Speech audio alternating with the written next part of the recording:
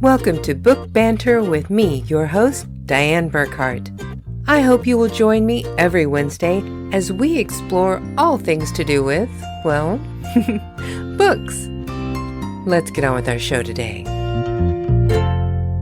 Hello, my happy people. Today is April 24th, 2024.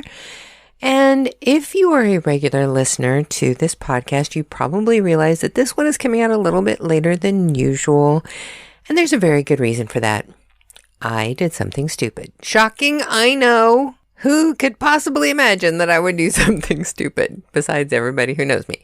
Anyway, what I did was the application that I use for editing my podcast had an update. And I was almost finished editing today's episode. And I thought, let's just go ahead and update it and it'll be fine. Well, it wasn't.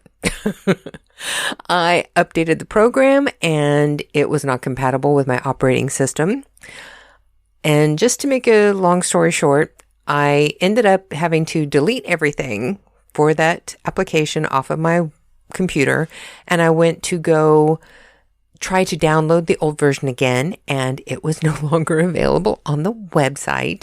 And of course, I started to panic, and I'm like, what on earth can I do? And luckily, my computer has a time machine on it, and I was able to go back at a previous saved moment and download the application again, and was able to get back into the program at the old version and start finishing up the podcast again. But for a brief while, I was in panic mode trying to get everything back to working and getting this podcast finished and up, but that's why it's a little bit late today. But the great news is this interview is so much fun. If you are interested in Indian cuisine at all, if you like making real authentic recipes, my guest today has some amazing cookbooks that take the stress out of cooking authentic Indian dishes. And she's a wonderful person and she has such great stories. The thing that's really sad about this is we talked so long about so many things that we went over my time limit for the episodes that I do. But what I decided to do, I went ahead and cut out a lot of the things that were just great additional stories behind everything so that we could meet the time for today. But I kept the original audio recordings, and when we come around to the end of season 3 and we have that hiatus between the middle of December and the 1st of February when I'm gearing up for the next season, and I always replay some of my favorite episodes, I saved the long version of today's interview to rebroadcast then. So over the holidays, you're going to get the chance to hear all of the backstories behind the recipes and the cookbooks that we do not get to today. But the information that she does share today is still so fantastic. You're going to love it. You're going to love her, and you're going to love her cookbooks. So without further ado, please welcome to Book Banter with Dianne Burckhardt, Nandita Godbole. Thank you so much for joining me today. This has already been a wonderful conversation that we did not record, but now we're going to share the rest of it with our audience. Can you please tell our audience who you are and what you do? Hi, thanks for having me, Dianne. I agree with you. We had quite an entertaining conversation before we started recording. My name is Nandita Godbole. I am a cookbook author. I have written 7 cookbooks, which sounds like a lot, but they all talk about how to explore Indian cuisine without being stressed. That's important. Yes. Yeah, I give folks the 101 on how to build spice blends, how to work around recipes, how to even construct Indian recipes, literally holding your hand through the cooking process without actually being in your kitchen. I love that you listed on one of your cookbooks that it helps you to cook Indian food with confidence. And I have cooked Indian food in the past, but I have yet to do it with confidence. That's the part I still need to work on. Absolutely. That continues actually to remain my bestseller. And that book came from a scenario when I was little and I was thrown into the kitchen on very short notice at 13, and kind of my mom just rattled out how to make 5 or 6 dishes. And I was taking notes of how to build it or how to make those things. And she was going out of town. I was responsible for the kitchen, and I completely bombed every single recipe I made. The flip side of it was that it was my dad and me, and he ate everything the first 2 days, didn't complain at all. And I would serve him first and then eat after he had cleaned his plate. And I would go, Dad, how did you eat this? And he would always say, you made it with a lot of love and care. I'm sure you'll figure it out. This is a meal. And I realized that about 3 or 4 days later, Mom's friend started sending meals. And I spent, many years after just trying to get over that issue of correcting what mistakes I had made. And I realized that most of the recipes and cookbooks, when they write Indian recipes for Indian food, they assume you know what's supposed to happen. And as much as you can be very eloquent in writing out the instructions, the challenge becomes when the reader doesn't actually understand why X goes before Y and not after. There's a layering process that is very, very unique to Indian cuisine. You allow certain spices to season the oils. You allow certain things to behave a certain way before you add a new ingredient. And each step is important.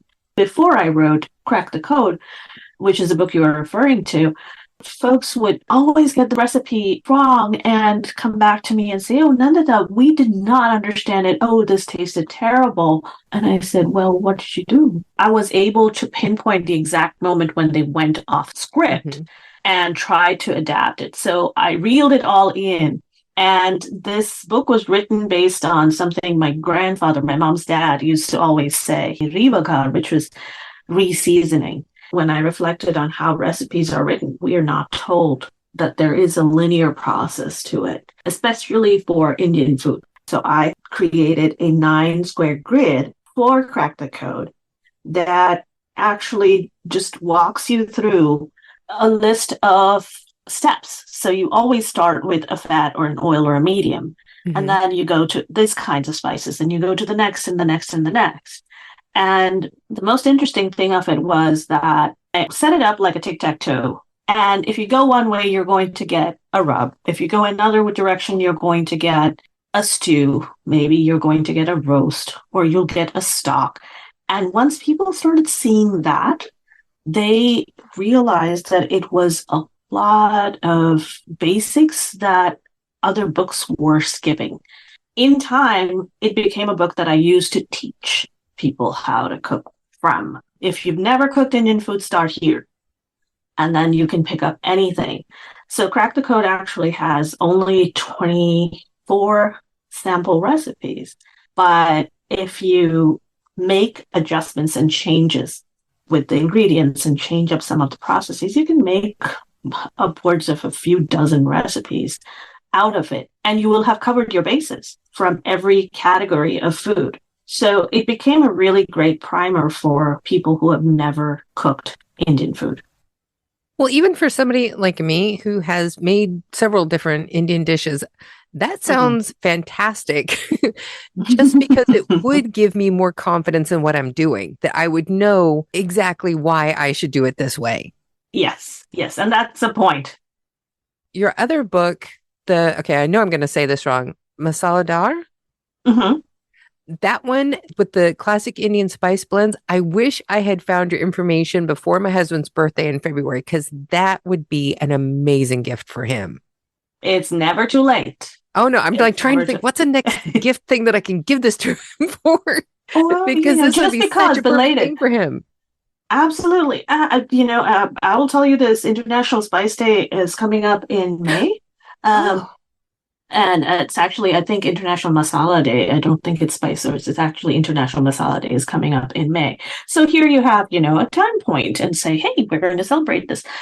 Writing Masaleydaar had been in my mind for 20 years.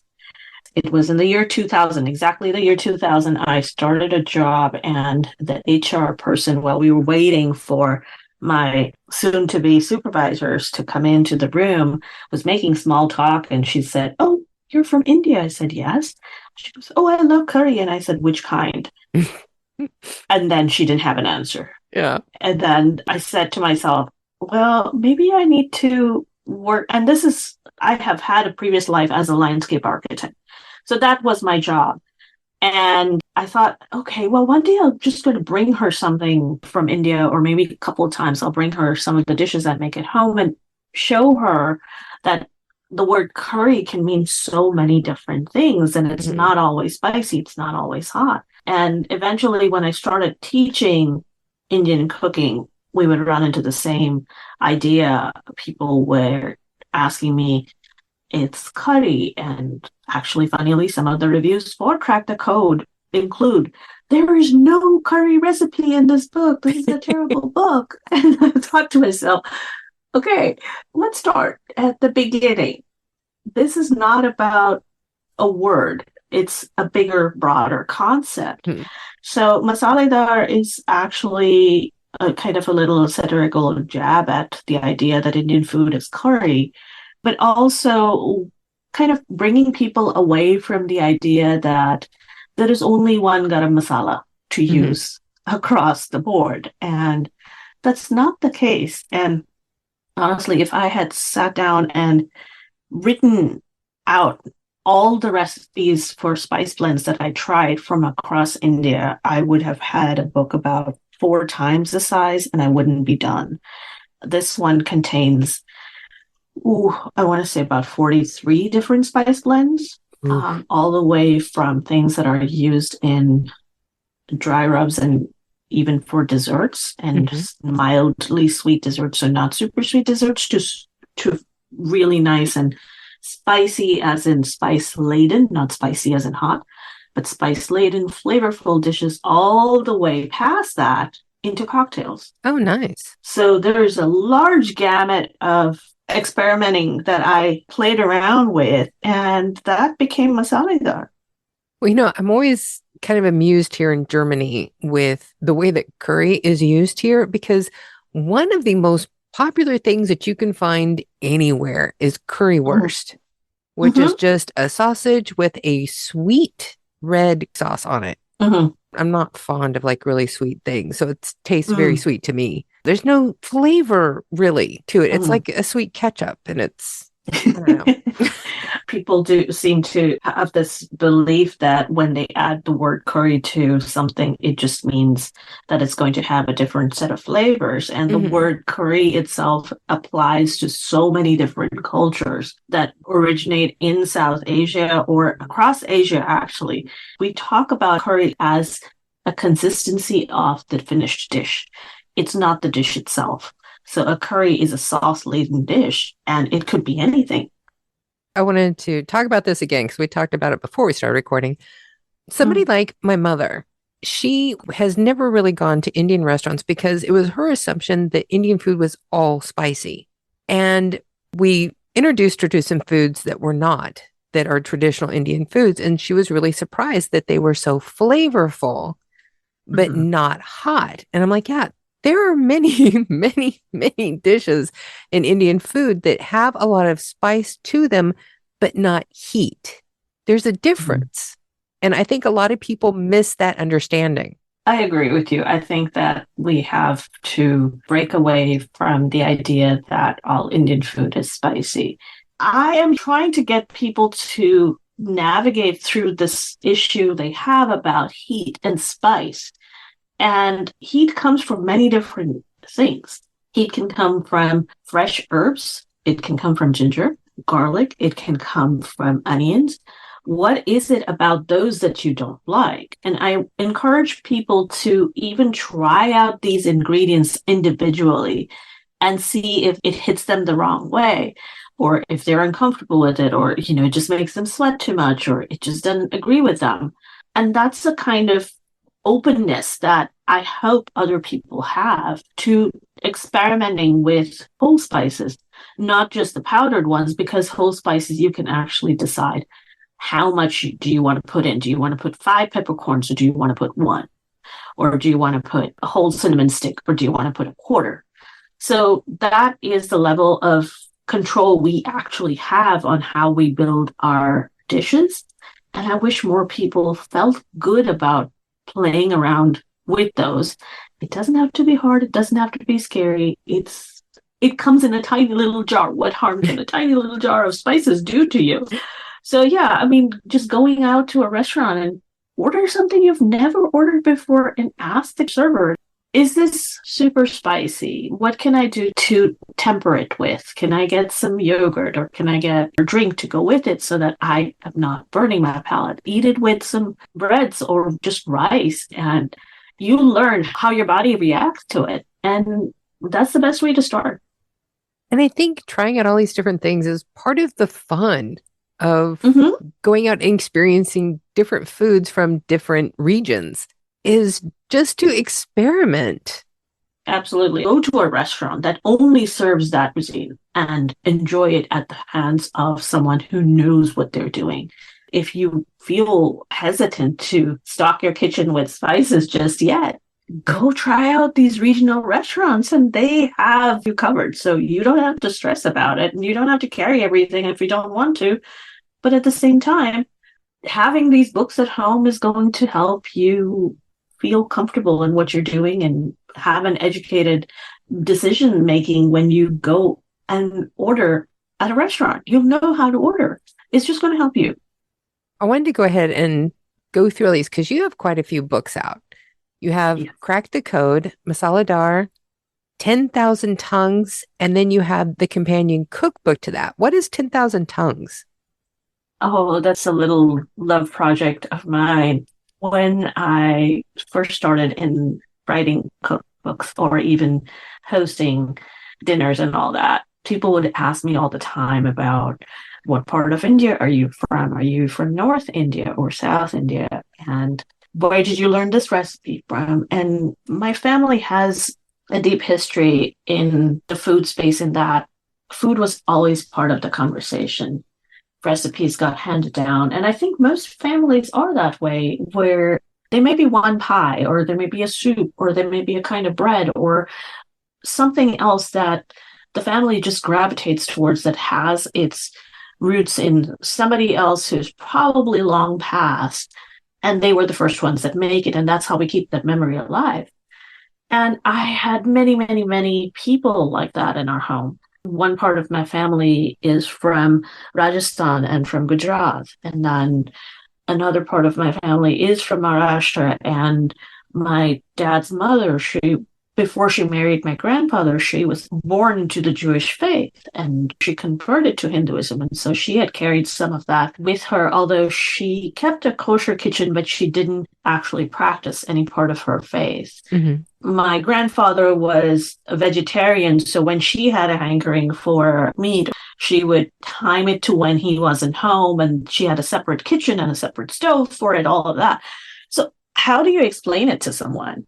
So when I got a couple of books in, I was always getting asked this question about my cooking roots and my inspirations. I figured it was time to kind of collect all of these stories into one space. But again, there were a lot of gaps in what people remembered, and a lot of people who had important stories to share, they had passed away. And I couldn't write it down as a biographical account because I didn't have all the answers. So I had to put it down on paper to be true to itself as fiction, because there were parts of it that I had to fill the gaps. At the same time, there were all the dishes that I include in the companion cookbook are all tied to our family in some way or another. And those stories that are around those people, those are part of the novel. So it was a tricky one to write because of all these gaps that we had.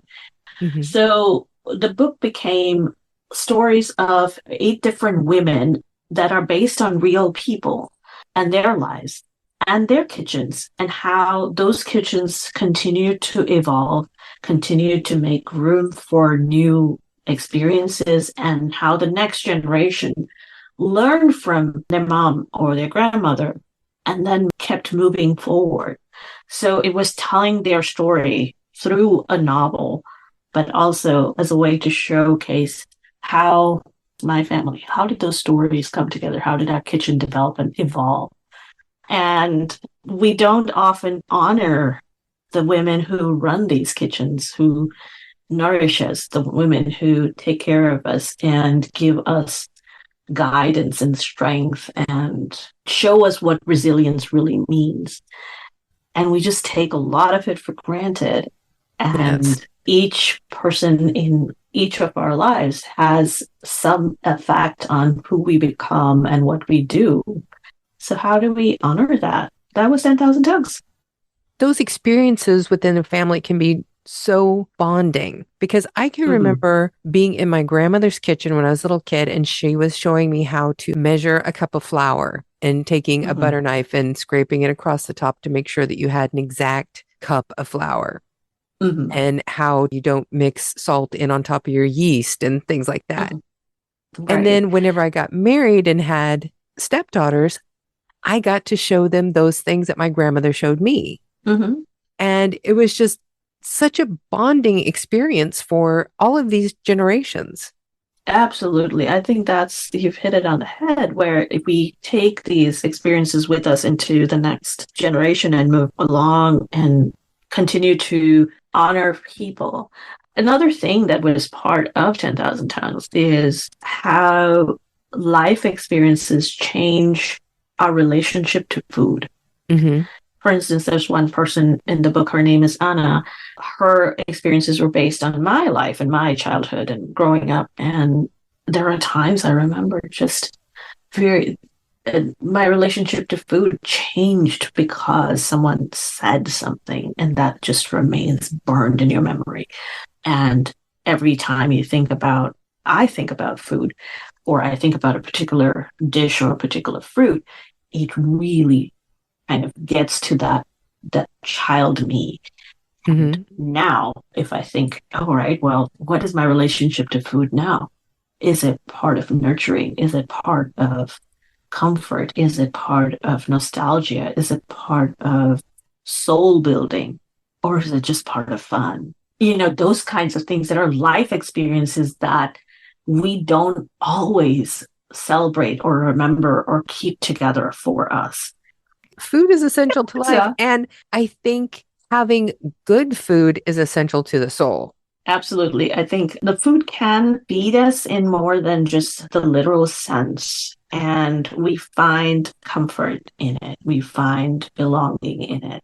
For people who move away from one place to another, they carry that food with it. If someone has traveled and moved from one country to another country, you understand the shift of what it means to travel or migrate or move. But if you've never had that experience, you may never understand it. So where do we bring a reader in to appreciate that is such a hard tussle that they constantly struggle with about who they are and what do they hang on to? Which is where food comes in place, is food then becomes unapologetically them. So it became a very profound experience for me to write 10,000 Tongues, because I was taking into account all these different levels of migration and how it impacts us and how food becomes such an important part of our identities. And I'd actually talked to a couple of other cookbook authors about that very thing, that you can be in India and you learn how to make all these traditional recipes at home. You've got them all down. But then you do move to like the United States or to Germany, and those basic ingredients that you have used your entire life are not always available.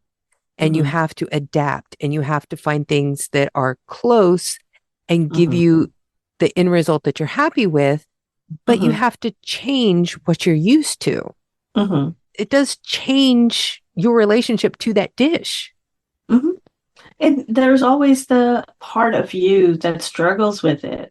I've talked to a lot of older people who have migrated out from India, who've lived in the United States for 30, 40 some years. And their issues have been that once upon a time, they would have to make do. And now we don't, because of trade, because things are easily available. And the question then becomes, do I still want to go back to how it is done? It's kind of heartwarming to see those items in the grocery store. But then you wonder, I have gone so many years without using it. Do I want one new thing back in my kitchen? Am I going to get addicted to it again? Yeah. And if it goes out of stock, I'm in trouble. What am I going to do? And do I want it? So we see that a lot. It's a very common thing for anyone who's migrated out from their home countries.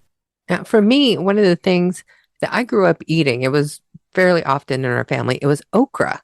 Mm-hmm. And it is so hard to find here in my area of Germany. I can find it once in a while there's a Turkish market that's not too far from where we are. And there's one Asian market that will usually carry fresh or frozen okra.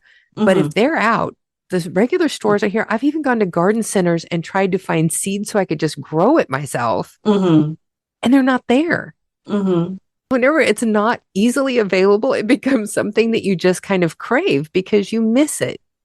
Yes, that intensifies your craving for it, and you psychologically elevate it to this super wonderful thing that if it starts becoming readily available, I wonder if you will have the same attachment to it. So, food plays traunt with our psychology. It really messes with your mind.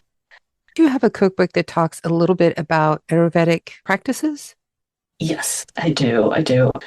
Strange, I started writing it just as the pandemic started in early 2020. And by December 2020, I had the book done, and we were all thinking about how to better take care of ourselves. And I will preface this by saying I'm not an Ayurvedic practitioner, but these are things that I have learned by myself to understand how spices work. I am trained as one of my graduate schools.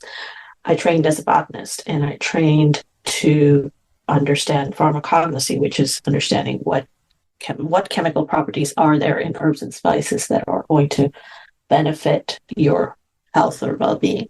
So I do preface that with this information. But when I started writing this book, I was actually thinking about how often we just think of all beverages coming out from India being just chai or just being chai tea.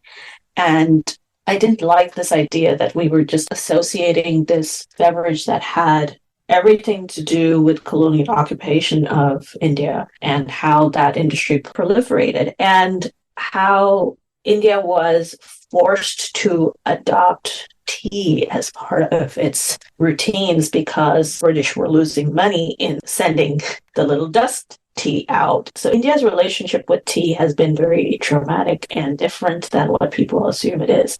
And the masala chai that we all know and love came out of some really hard scenarios in India where the British were trying to kill Ayurveda as a practice. They thought it was all wrong. They were trying to encourage people to seek local physicians or actually British trained physicians and chemists. Again, think about the economics of all of that.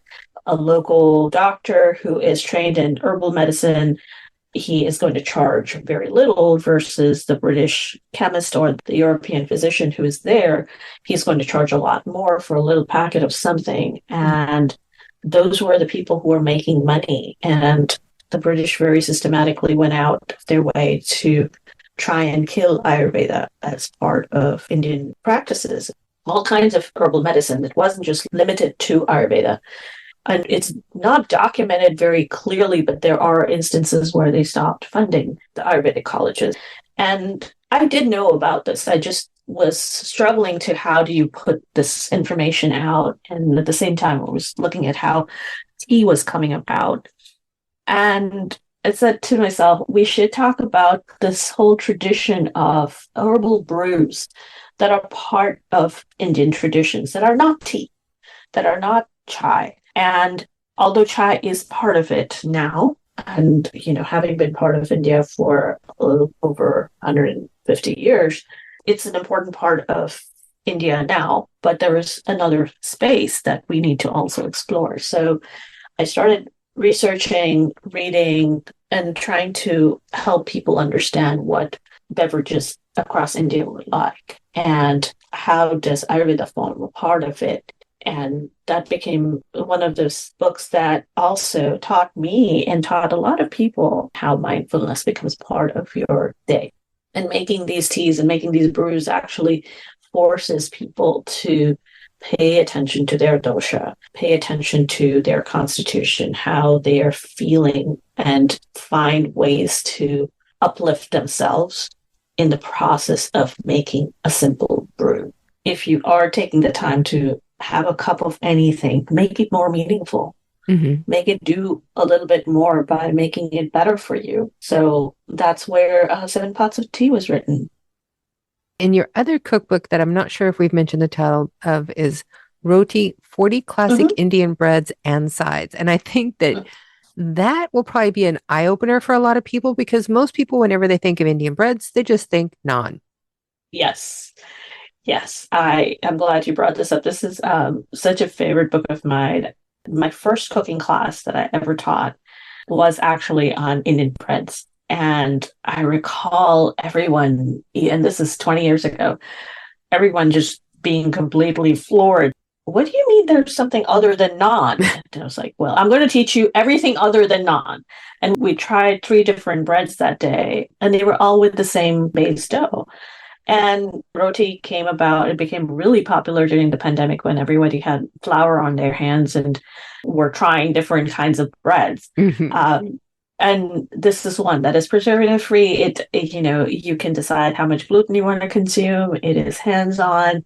It's a skill building book. And I was always running into people who knew a lot more about all kinds of cuisines. Like if we could name off 12 different kinds of cheeses that we like, why can't we talk about kinds of breads there are that are coming out of India? Why are we just limiting ourselves to naan or garlic naan? And, at best, if you're really lucky, puri, there's more. So I took this challenge to write roti because I wanted to offer people something that was vegetarian by default. It was a skill building thing. It just gives people a primer to try something new that's easy. And it's just like a little magical little book that becomes a lot of fun. Well, and it's too bad that I wasn't aware of this cookbook whenever the pandemic hit, because just a fun little side story. As a typical American, I am not good with the metric system. And in our local area, you could not get flour. Everybody immediately, whenever they started to sequester everybody went out and bought flour and yeast. It was gone from the store so fast. So I looked online and I found a place that I could order a bag of flour. And I was thinking it was probably going to be maybe 5 pounds of flour. But I did not convert the kilograms correctly and ended up with a 50-pound sack of flour.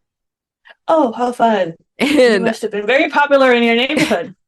I was like, oh man, what am I going to do now? And so my husband and I were just like, let's start baking stuff. And so we were making different kinds of breads and empanadas. We got a pasta machine and started making fresh pasta. And we had so much fun doing all of this that we kept buying those 50-pound bags of flour for years after that.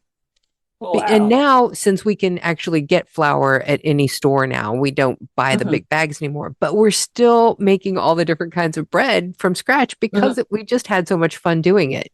And it tastes so good. Absolutely. I will say, though, that for this particular for roti, you're going to need durum wheat. So your all-purpose flour will probably work for about 5 or 7 recipes in the book. So durum wheat flour was more easily available than the white flour. And that's one of the reasons why roti got picked up so often by people, because they were like, oh, wait a second. I don't have to worry about, fighting my entire neighborhood over a bag of flour. I could go buy the durum wheat flour. So it really depends on what your comfort level is with some of the stuff. And again, encouraging people to try different things. And roti has recipes for instance, chickpea flour, which is besan. And there is a besan chila, or a little pancake. That was an easy one for my mom to throw together. And across the book, I've like talked about different things that I couldn't cover so many more kinds of bread just because there was no mental capacity for me to add more content into this one. There could be roti 3, 4, 5, 6, 7, 8, and we still wouldn't have covered all of them. Yeah. So it's never ending. It's nice that you mentioned like the different kinds of flours too, because whenever we couldn't find the actual just all-purpose wheat flour, we were trying different things. We were getting the chickpea flour, we were getting rice flour, we were getting all these. Let's see what we can do with them. And you're just searching for recipes to try with these different things. And we got to try dishes we never would have tried before otherwise. You know, for what it's worth, the pandemic did teach us a lot of things. And one of the things it taught us is that there is more than we know. Exactly. There's more ways to do to explore food and cuisine across the world, across countries, across even your own region. Than it pushed us out from it kept us within our comfort zone in terms of being safe, but it also pushed us out to kind of try out new things. Yeah, I started learning how to make samosas at home because I love those. Nice. And they're fun to make too.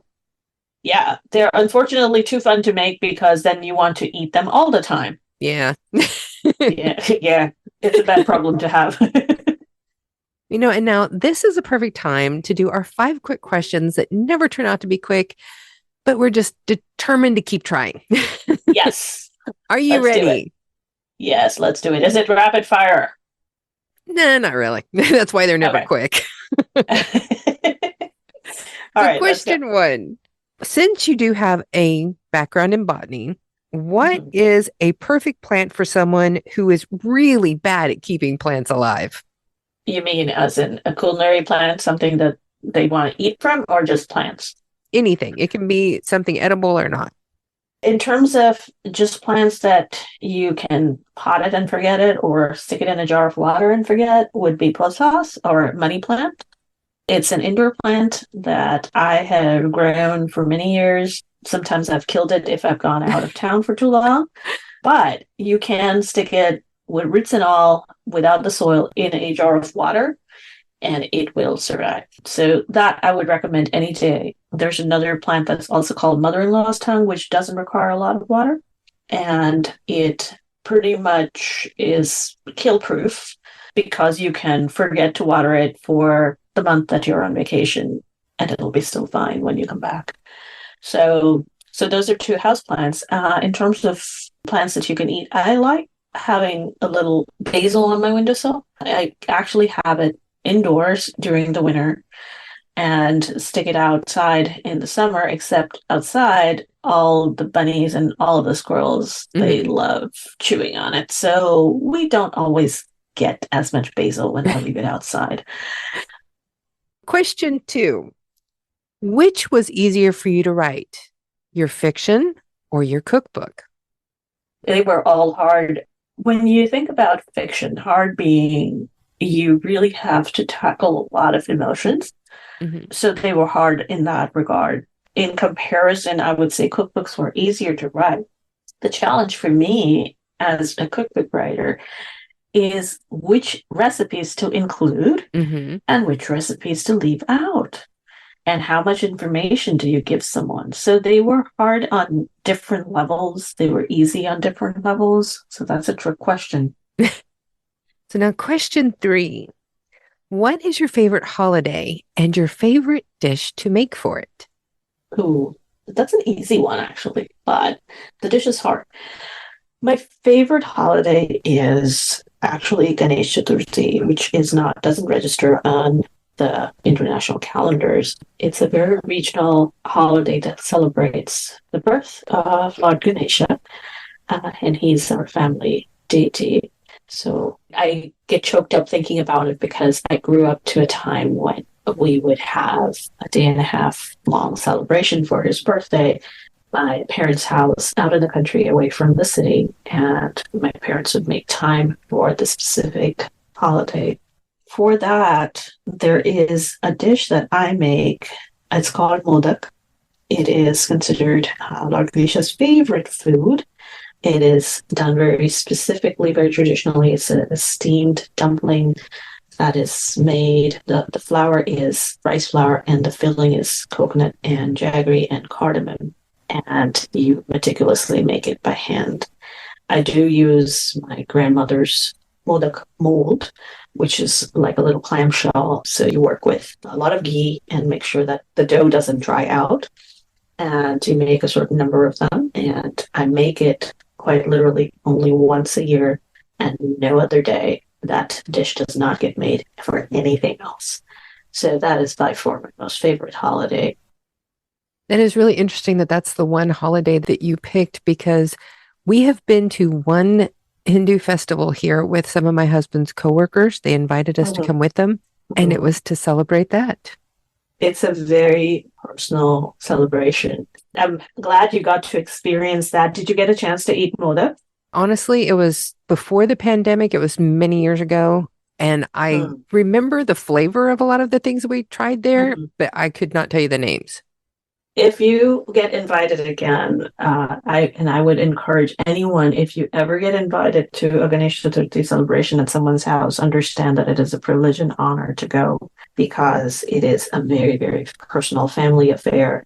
And if they make modak and they offer you one, you must realize it takes about, for a seasoned cook, it'll take probably a couple of minutes to put together. But it does take a lot of preparation, and it is extremely special to make. So, now you put that on your calendar for this coming year. It was an incredible celebration. Everything was so beautiful. You could tell they took so much care in everything that they did for it. It was amazing. Yeah, it's a very special holiday. Question 4. What is an edible plant that you think does not get used enough? Lemongrass. Oh, yeah. Actually, there are two, lemongrass and tulsi. Tulsi is holy basil. It's not your regular basil. Holy basil is extremely helpful in stress reduction and is a wonderful plant to have around throughout the year. If you are living in warm climates, it's good outdoors. If you're living in, I want to say zones 8 and up, which is most of the United States, they do fine indoors. It's a good plant to have around for making tisanes and teas. It is often used in Thai cuisine as part of savory dishes. It's not as commonly used in savory dishes or in actual cooking in India because it's considered a sacred plant. So you don't add it with meats and you don't add it with onions or things like that. So you would include it in religious offerings, but not in, just your everyday eating. But it's a great plant to have because you can perk up just a cup of hot, warm water with one leaf in that. And it's actually great for keeping your nerves calm. You'll see a lot of capsules and health helpers have holy basil as part of it. So question 5, who is your favorite celebrity chef? Ooh, that's hard. Okay, I like different people for different things.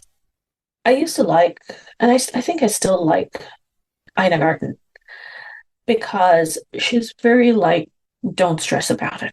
And I like that approach. I don't always agree with her recipes, but personality-wise, I like her approach to cooking, as in don't stress about it. The person I like for technique, obviously, is Martha Stewart. I mean, why would you think about anybody else? That woman is great with everything.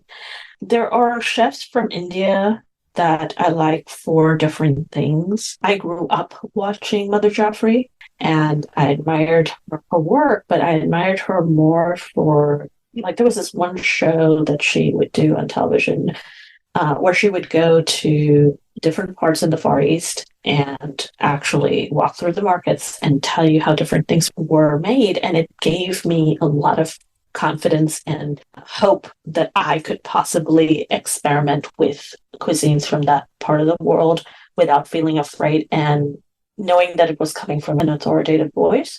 So I like different people for different things. The funny thing is I'll watch Jamie Oliver just because I think he's funny. So, different people, and that's just me. I remember just, when Food Network was still young, I would sit and just inhale all the shows that I possibly could where they were teaching technique, because those techniques are interchangeable across cuisines. And it's not so much as the recipe that makes or breaks anything, but it's the technique. So you learn different things from different people. Yeah, you do.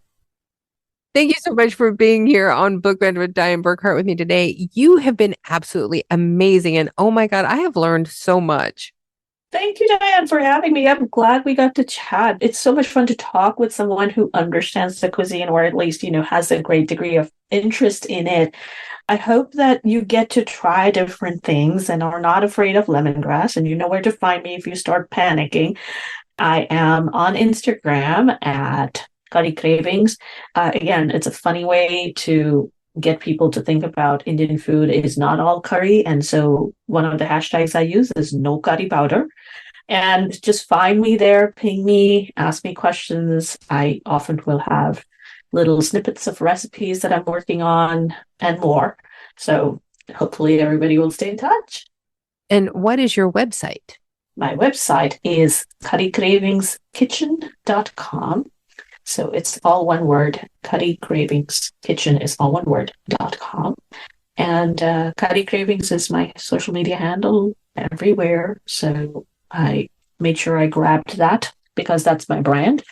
Under the brand, you'll find ways to learn about Indian food and all kinds of things that make my life creative and tasty.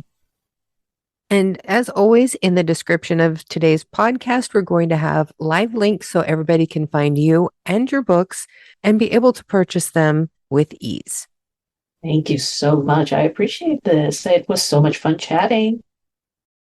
So there you have it, folks. My interview with Nandita Godbole. And we got to talk about so many of her cookbooks. You really should treat yourself. Go to her website and check them all out. And if you're in the United States, you can buy her cookbooks directly from her website so that she's actually getting a better portion of the profits than if you buy them somewhere else. Also, she has some incredible ceramic dishes that she makes that you can order directly from her to help display the dishes that you have made. Now, next week, we have science fiction author N. Joseph Glass joining us to talk about his book, Overlap, The Lives of a Former Time Jumper. Coming on May 8th, we have Kezia Kaz, the author of Kintsugi, a family drama. Then following her on May 15th, we have a historical fiction espionage thriller that is based on the real life story of a spy during the Civil War. That author is Robert Hilliard, and his book is In Freedom's Shadow. We have got so many incredible authors coming up. Be sure to subscribe on your favorite podcast streaming service and come back every Wednesday for more great authors. Now, in the future, we are going to be hearing a little bit from my book that I'm working on right now, Free Bad Haircut with Each Craniotomy, my medical memoir, about my experiences in 2004 when I had 7 surgeries in 6 months. 6 of those were brain surgeries, and I even died at one point. So I'll be sure and share a little bit more of that in the future. But for now, I think we need to wrap things up for today. Thank you so much for joining us. And now it is time for you all to go forth and be really, really happy.